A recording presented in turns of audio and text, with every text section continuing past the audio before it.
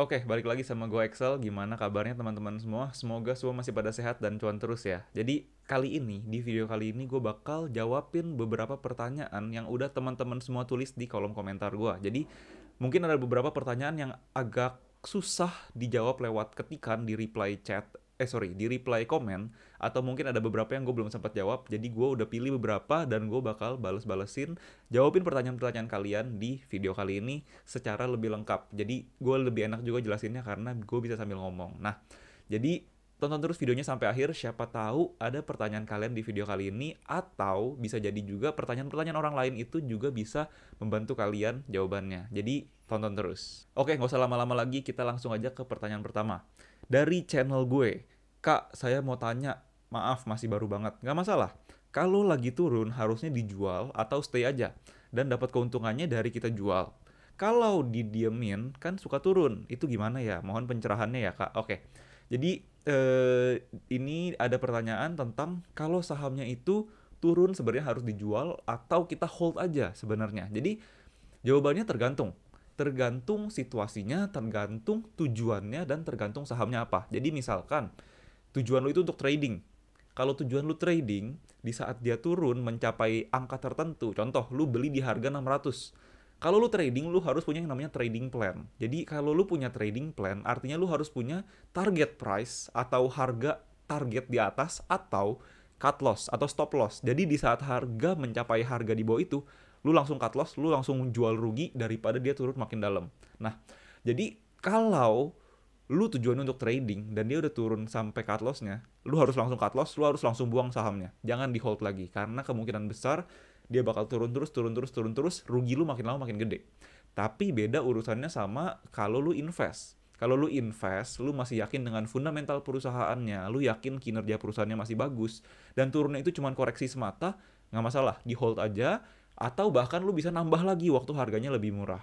Terus lanjutannya dapat keuntungannya itu dari kita jual. Iya, benar. Kalau di saham ada dua jenis keuntungan. Yang pertama itu capital gain, yang kedua adalah dividen. Itu gue udah jelasin di video gue sebelumnya, bisa dicek.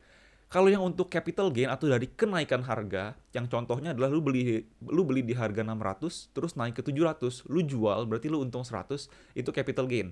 Dan itu hanya bisa direalisasikan atau lu hanya bisa dapetin keuntungannya kalau lu jual sahamnya. Terus juga ditanya lagi, karena kalau didiemin kan suka turun. Yes, bener. Emang saham itu kita nggak bisa tahu naik turunnya. Makanya teman-teman harus analisa dulu. Ini untuk trading atau untuk investing. Kalau memang udah nyentuh harga cut loss ya buang kalau trading. Kalau investing kita juga mesti lihat dia turunnya gimana. Kalau ternyata turunnya gara-gara fundamentalnya jadi makin ancur, nah itu juga buang. Nggak apa-apa. Jangan di hold-hold lagi. Jadi memang di saham itu nggak ada kemungkinan 100% untung, itu nggak ada. Kita pasti ada kemungkinan ruginya.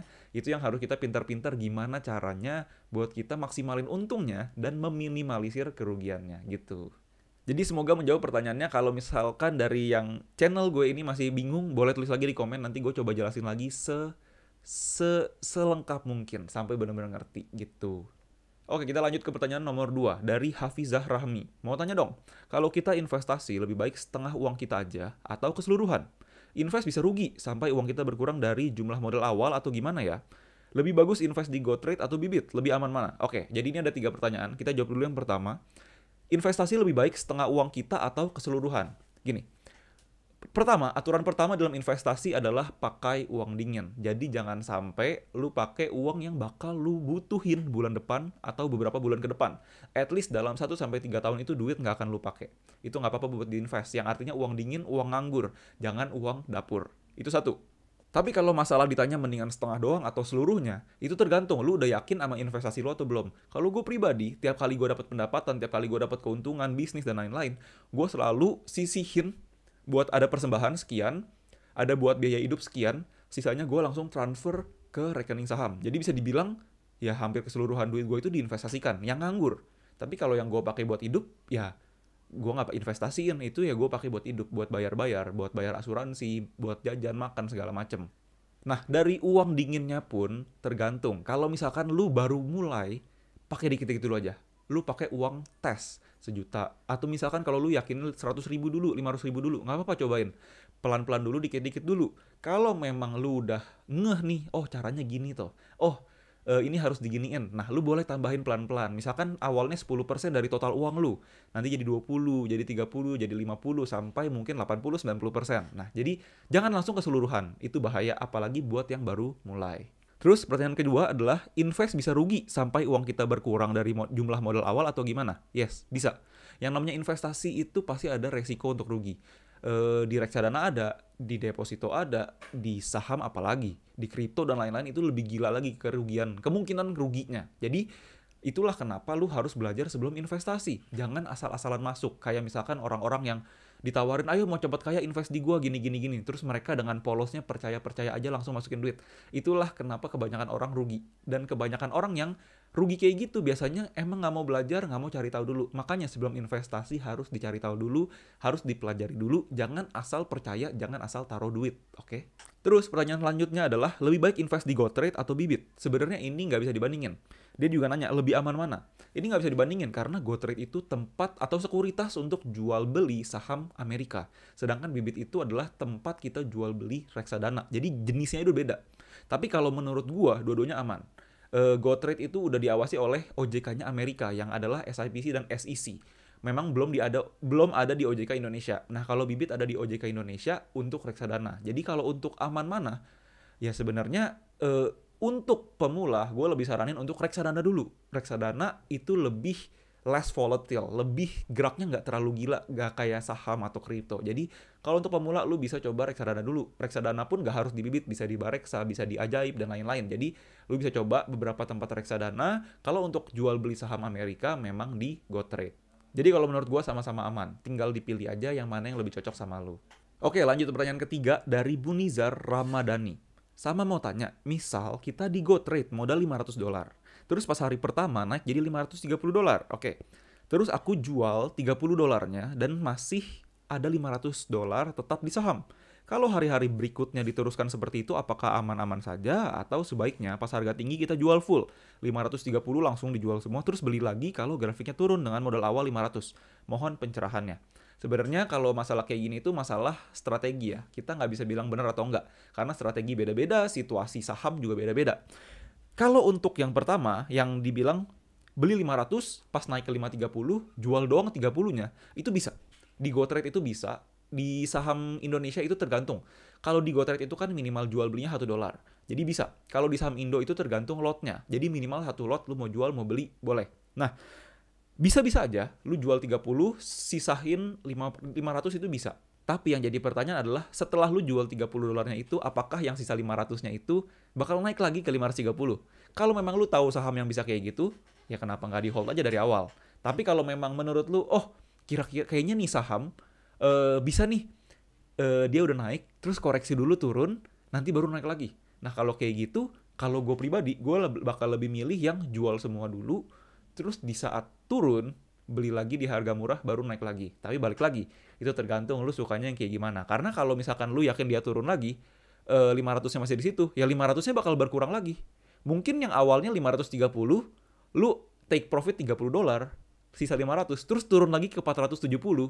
Ya kalau dihitung-hitung 470 tambah 30, 500 juga. Jadi sama aja. Jadi kalau menurut gua, kalau lu yakin banget dia bakal koreksi atau turun terus naik lagi, mending jual semua dulu, terus waktu koreksi beli lagi, naik lagi. Tapi kalau yang kayak gitu agak susah buat kita tahu karena di saham itu nggak ada yang pasti.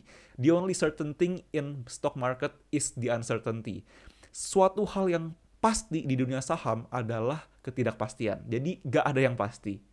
Jadi jawabannya adalah balik lagi tergantung strategi lu, tergantung kalau lu oke sama strateginya, lu yakin sama harga sahamnya, boleh-boleh aja dilakuin. Tapi kalau gua bakal milih yang kedua, yaitu jual semua baru beli lagi gitu. Semoga menjawab ya. Pertanyaan keempat dari Randy Permana. Bang, harga saham real time apa gimana? Oke, jadi kalau lagi bursanya buka, yaitu real time. Jadi contoh kalau di Indonesia itu kan bukanya jam 9 pagi sampai 11.30 siang, terus istirahat, terus 1.30 buka lagi sampai 14.49. Itu WIB. Waktu di kota gue yaitu Jakarta. Nah, kalau waktunya kayak gitu, itu real time. Di aplikasi sekuritasnya masing-masing.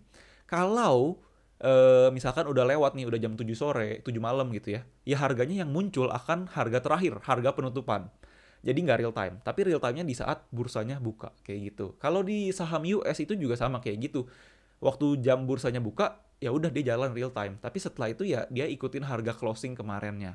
Kalau kayak di kripto itu 24 jam. Jadi dia real time terus, jalan terus, jalan terus. Tapi tergantung juga, tergantung lu lihat grafiknya di mana. Ada beberapa platform yang harganya nggak real time. Kalau lu bayar membership baru dapet yang real time. Jadi lu juga harus pintar-pintar cari platform buat lihat grafiknya. Oke, pertanyaan kelima. Kak, kalau saham itu sama kayak forex atau enggak sih? Kalau kita beli terus harganya turun, bakal hilang apa enggak ya saham kita? Oke, jadi menurut gua kemungkinan saham buat bikin duit lu jadi benar-benar nol itu kemungkinannya kecil, kecuali sahamnya bangkrut, delisting dan lain-lain, itu mungkin bisa sampai jadi nol. Tapi itu pun sebenarnya lu bakal dikasih kesempatan buat jual rugi dulu sahamnya. Nah, kalau di saham itu kan sistemnya pergerakan harga, jadi harganya naik, harganya turun, value uang lu itu bakal ngikutin harga sahamnya. Contohnya gini, misalkan gimana ya, misal harga sahamnya per lembarnya itu contoh 1.000, misalkan 1.000 per lembar. Berarti kan kalau kita mau beli satu lot berarti 100.000, karena satu lot itu 100 lembar. Tinggal kali aja 1.000 kali 100. Misalkan lu punya modal 100.000 tadi, lu beliin sahamnya di harga 1.000 per lembar. Terus misalkan dia turun ke harga terendah saham reguler, yaitu di Gocap 50 satu lembarnya. Berarti kan kalau sahamnya harganya jadi 50 kali 100 lembar berarti jadi 5.000. Berarti dari 100.000 ke 5.000. Itu pun itu udah penurunan yang lumayan gila banget, gede banget. Itu mungkin turun berapa itu? Dari 100.000 ke 5.000 itu minus 95.000. Ya itu berarti minus 90%-an ke atas. Itu mungkin maksimalnya 90%-an. Jadi kalau untuk dari pergerakan harga sampai hilang 100% itu kecil, tapi ya lu bisa rugi 30%, 40%, 50%. Itu gue udah pernah alamin dan itu ada di masa lalu semua. Jadi memang sakit. Itulah kenapa yang namanya saham itu lu harus pelajarin benar-benar. Jadi jangan memang kemungkinan untuk hilang 100% itu kecil, tapi bisa hilang banyak. Jadi harus dipelajarin. Semoga menjawab ya. Lanjut pertanyaan keberapa? Ke-6 ya kalau nggak salah. Jadi ini ada pertanyaan dari Farhan Nafis. Bang, mau nanya. Kalau lagi turun itu kita beli atau jual? Maaf pemula. Tergantung. Balik lagi tergantung. Kayak pertanyaan yang di nomor 1 tadi.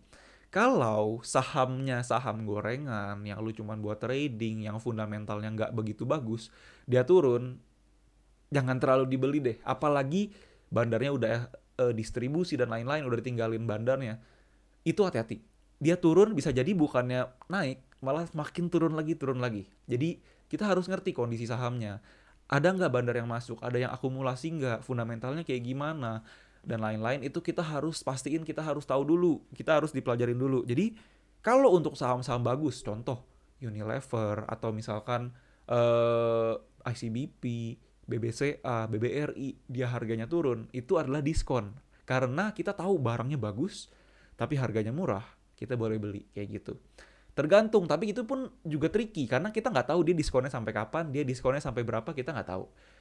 Tapi kalau anggaplah saham kayak contoh BBRI aja, Bank BRI, yang sekarang harganya di 4.400-an, dia turun ke 2.000 aja, pasti gue beli. Pasti gue beli, apalagi kayak Corona kemarin, perusahaannya masih bagus, gara-gara Corona dia turun ke 2.300, 2.000 berapa. Gue waktu itu gue beli di harga 2.600, dan itu bikin gue untung lumayan banyak di BBRI. Jadi balik lagi, kalau perusahaannya bagus, nggak kenapa-napa, masih oke, terus dia turun, itu boleh dibeli. Karena dia diskon. Tapi kalau udah perusahaannya nggak jelas, ekonominya lagi jelek, dia turun, ya udah, lu beli makin rugi nanti. Jadi harus hati-hati tentang saham yang mau dipilih. Oke, lanjut pertanyaan ke-7 dari 056 Riko Alfiansyah. Jelasin cara nentuin support and resistance, Bang. Oke, mungkin ini karena gue harus praktek segala macem, nanti gue coba bikin satu video khusus cara menentukan support and resistance. Nanti gue coba jelasin, jadi ditunggu aja videonya. Kemungkinan besar abis video yang ini tayang, atau mungkin 2 video setelah yang ini tayang. Jadi gue bakal coba bikin tentang support and resistance. Oke, pertanyaan ke-8 dari Denny Sudianto. Bang, cara tahu saham yang benar-benar berkualitas itu gimana? Berkualitas dalam artian berarti perusahaannya berkualitas ya. Ini gua asumsinya kayak gitu. Jadi kalau secara fundamental, secara mindset investor yang biasanya gue pakai buat cari perusahaan berkualitas itu otomatis dari duitnya. Dari gimana cara mereka bikin duit, menghasilkan duit. Karena anggapannya gini, kita coba tanya sama diri sendiri, kalau lu dikasih kesempatan buat buka bisnis, buat buka online shop, buka toko, restoran, tujuannya nyari apa? Udah pasti nyari untung dong. Nggak mungkin kita mau bikin perusahaan, bikin bisnis buat rugi, nggak mungkin. Kecuali perusahaan non profit, itu beda urusan. Jadi kita cari perusahaan yang untung. Sama kayak di saham, kita cari perusahaan yang bisa ngasilin untung. Buat apa kita beli saham mahal-mahal, banyak duit, keluarin duit buat saham yang nggak bisa ngasilin untung? Dalam artian mereka aja bisnisnya nggak bisa ngasilin duit, percuma. Jadi salah satu cara buat gue nentuin perusahaan yang berkualitas adalah otomatis dia harus jago ngasilin duit. Perbandingannya pakai apa dan lain-lain, kita bisa bandingin total labanya dibandingkan dengan omsetnya. Itu ada yang namanya rasio NPM. Jadi kita lihat efisiensinya dari omset sekian, labanya berapa. Percuma omset 1 triliun kalau labanya cuma 100 juta. Kecil banget.